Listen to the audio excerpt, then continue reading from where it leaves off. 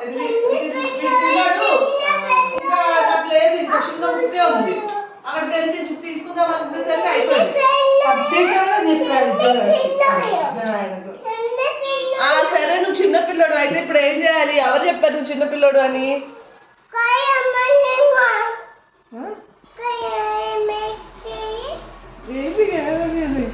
ఏం చెప్తున్నావు?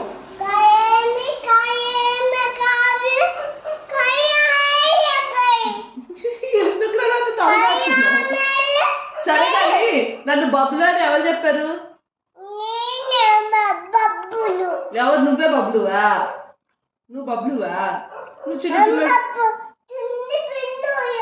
నువ్వు చిన్నపిల్లడా? నేను నేను నువ్వు చిన్నపిల్లడివి, నేను